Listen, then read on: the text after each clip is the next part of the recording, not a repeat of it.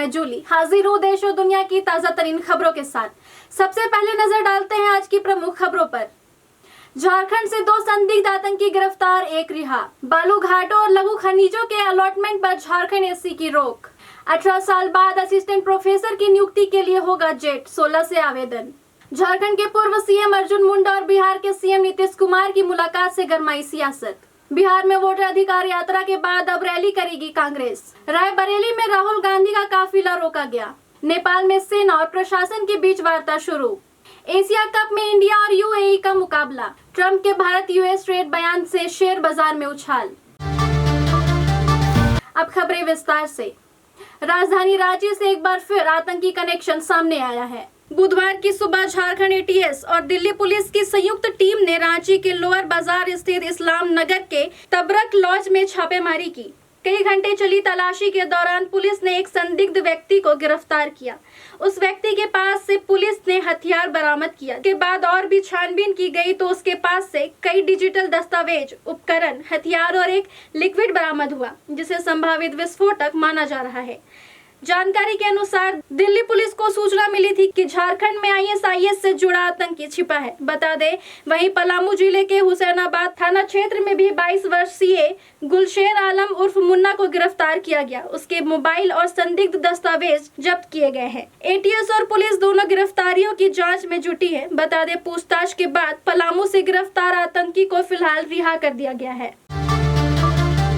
पेशा नियमावली के अनुपालन को लेकर दायर अवमानना याचिका पर सुनवाई के दौरान झारखंड हाईकोर्ट ने बालू घाट और लघु खनिजों की नीलामी पर रोक नहीं लगाई, लेकिन अलॉटमेंट पर रोक लगा दी है। हाईकोर्ट ने कहा कि जब तक पेशा नियमावली के पिछले आदेश का पालन नहीं होता, तब तक अलॉटमेंट नहीं किया जाएगा। अगली सुनवाई 23 सितंबर को तय की गई है, जिसमें राज्य सरकार के पंचायती राज विभाग के सचिव मनोज कुमार को उपस्थित रहना होगा। मुख्य न्यायाधीश जस्टिस तरलोक सिंह चौहान और जस्टिस राजेश शंकर की खंडपीठ ने आदेश जारी किया। प्रार्थियों की ओर से वरीय अधिवक्ता अजीत कुमार और राज्य सरकार की ओर से अपर महाधिवक्ता जयप्रकाश ने पक्ष रखा। नीलामी प्रक्रिया पर फिलहाल कोई असर नहीं पड़ेगा। झारखंड के विश्वविद्यालयों में असिस्टेंट प्रोफेसर बनने और पीएचडी रिसर्च करने के इच्छुक अभ्यर्थियों के लिए बड़ी खबर है। सरकार के उच्च एवं तकनीकी शिक्षा विभाग के प्रस्ताव के आलोक में झारखंड लोक सेवा आयोग यानी जेपीएससी ने झारखंड पात्रता परीक्षा मतलब जेट पर 18 वर्षों से लगा ब्रेक हटा दिया है। योग्य अभ्यर्थी 16 सितंबर से ऑनलाइन आवेदन कर सकते हैं। अंतिम तिथि 6 अक्टूबर है। परीक्षा में 2 पेपर होंगे। पेपर 1 में जनरल अवेयरनेस, रीजनिंग और रिसर्च एप्टीट्यूड के 50 प्रश्न 100 अंक के होंगे, जबकि पेपर 2 में संबंधित विषय के 100 प्रश्न 200 अंक के पूछे जाएंगे। कुल 43 विषयों के लिए परीक्षा होगी। सामान्य और ईडब्ल्यूएस वर्ग के लिए पीजी में न्यूनतम 55%, अन्य वर्गों के लिए 50% अंक अनिवार्य है। बिहार में विधानसभा चुनाव से पहले राजनीतिक गलियारों में हलचल मच गई है। बुधवार को झारखंड के पूर्व मुख्यमंत्री और भाजपा वरिष्ठ नेता अर्जुन मुंडा मुख्यमंत्री नीतीश कुमार से उनके आवास पर मिलने पहुंचे। दोनों नेताओं के बीच करीब आधे घंटे तक बातचीत हुई। अर्जुन मुंडा ने मुलाकात के बाद कहा कि बातचीत में चुनावी और राजनीतिक मुद्दों पर चर्चा हुई। उन्होंने यह भी कहा कि अगर पार्टी का आदेश हुआ तो बिहार में एनडीए के लिए प्रचार करेंगे। मुंडा ने एनडीए की सरकार के फिर से बनाने की उम्मीद जताई। इसके अलावा उन्होंने मुख्यमंत्री नीतीश कुमार के स्वास्थ्य के बारे में कहा कि वे शारीरिक और मानसिक रूप से पूरी तरह फिट है। हालांकि एनडीए ने अभी तक यह स्पष्ट नहीं किया कि इस बार बिहार के चुनाव में मुख्यमंत्री को उम्मीदवार कौन होगा। इस मुलाकात ने राज्य की सियासी हलचल और बढ़ा दी है। बिहार में वोटर अधिकार यात्रा की सफलता से उत्साहित कांग्रेस अब राज्य में रैलियों और कार्यक्रम की योजना बना रही है। पार्टी की कोर टीम के साथ राहुल गांधी और मल्लिकार्जुन खड़गे की बैठक में यह तय किया गया कि चुनाव के पहले लगातार कार्यक्रम आयोजित कर माहौल का लाभ उठाया जाएगा। बैठक में सीट शेयरिंग, उम्मीदवार चयन और आगामी अभियान की रणनीति पर चर्चा हुई। कांग्रेस अध्यक्ष मल्लिकार्जुन खड़गे ने कहा कि पार्टी चुनाव के ऐलान से पहले अधिक से अधिक लोगों तक पहुंचेगी। प्रदेश प्रभारी कृष्णा लावरू ने बताया कि प्रमंडल और जिला स्तर पर रैलियों की घोषणा जल्द की जाएगी, जिसमें राहुल गांधी, प्रियंका गांधी और खड़गे शामिल हो सकते हैं। महागठबंधन में रालोजपा और झामुमो को शामिल करने के बाद सीट बंटवारे और घोषणा पत्र पर भी चर्चा हुई। कांग्रेस पिछले चुनाव में मिली कुछ सीटें बदलने पर विचार कर रही है और राजद के साथ बातचीत जारी है। बैठक में प्रदेश अध्यक्ष Rajesh Ram, screening committee chairman Ajay Maken, विधायक दल नेता शकील अहमद खान, पूर्व अध्यक्ष अखिलेश सिंह और कई अन्य नेता मौजूद थे। अब बढ़ते हैं राष्ट्रीय खबरों की ओर। यूपी के रायबरेली में कांग्रेस नेता राहुल गांधी के काफिले को विरोध का सामना करना पड़ा। योगी सरकार के मंत्री दिनेश प्रताप सिंह के समर्थक उनके रास्ते में धरने पर बैठ गए और राहुल वापस जाओ के नारे लगाए।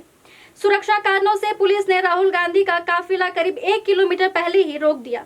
मौके पर भारी पुलिस बल तैनात किया गया। बुधवार सुबह राहुल गांधी दिल्ली स्थित आवास से रायबरेली के लिए रवाना हुए। दिल्ली एयरपोर्ट से फ्लाइट लेकर वे लखनऊ पहुंचे, जहां कांग्रेस नेताओं ने उनका स्वागत किया। इसके बाद सड़क मार्ग से रायबरेली के लिए रवाना हुए। राहुल गांधी रायबरेली में 10 और 11 सितंबर को 2 दिन रहेंगे। इस दौरान वे बूथ स्तर के कार्यकर्ताओं से मुलाकात करेंगे, प्रशासन की दिशा बैठक में शामिल होंगे और कई कार्यक्रमों में भाग लेंगे। उनका यह छठा रायबरेली दौरा है, जिसमें संगठन मजबूत करने और कार्यकर्ताओं के साथ संवाद पर जोर दिया जाएगा। अब बढ़ते अंतर्राष्ट्रीय खबरों की ओर। नेपाल में आज राष्ट्रपति रामचंद्र पौडेल की मौजूदगी में नेपाल सेना और प्रदर्शनकारी युवाओं के बीच औपचारिक बातचीत शुरू हुई। इसका मकसद आंदोलन को शांतिपूर्ण तरीके से समाप्त करना है। बता दें, मंगलवार रात को राष्ट्रपति भवन शीतल निवास में युवा प्रतिनिधियों और सेना प्रमुख अशोक राज सिंहदेल के बीच अनौपचारिक बातचीत हुई थी। इसके बाद आज सुबह से औपचारिक बातचीत की तैयारियां शुरू हुई। बातचीत का मुख्य एजेंडा नागरिक सरकार का गठन, संसद भंग करना और नए चुनाव कराना रहा। प्रदर्शनकारी युवाओं की मांग है कि राजनीतिक पार्टियों को सत्ता से हटाकर जनता के नेतृत्व में नई सरकार बनाई जाए। काठमांडू महानगर प्रमुख बालेन शाह ने भी संसद भंग करने की शर्त पर बातचीत का समर्थन किया।